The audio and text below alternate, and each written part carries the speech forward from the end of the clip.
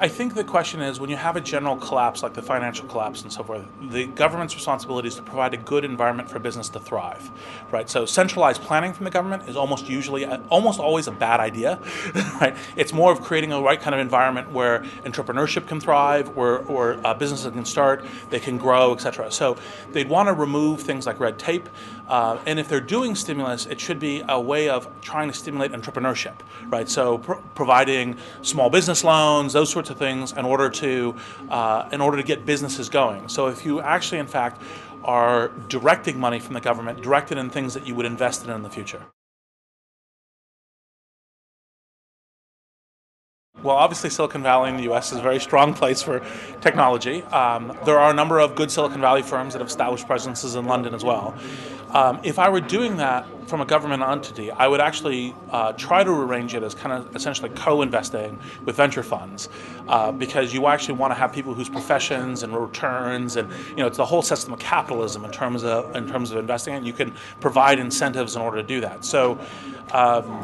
There's a lot of good technology here, and one of the reasons why I think when Silicon Valley venture firms looked at where in Europe to establish, when they wanted to establish a European hub, they come to London. It's because the UK has the strongest, I think, entrepreneurial environment of Europe. I invested in a company, Last.fm, that was here in London. When I invested in Flickr, that was in Vancouver. But it's also not an accident that Yahoo, Google, and eBay are all within 25 miles of each other. So Silicon Valley is a great place to start a company.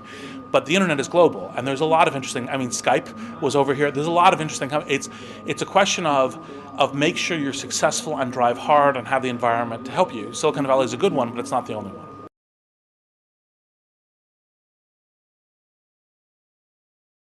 I say quite often that recessions are a great time to start companies and a great time to invest in companies, because those ones that get traction will get a lot more traction. Many great companies start during recessions.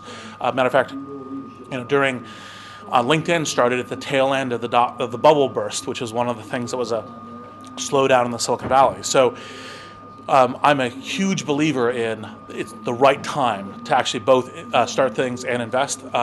I would personally be doing more if I wasn't very busy as a CEO.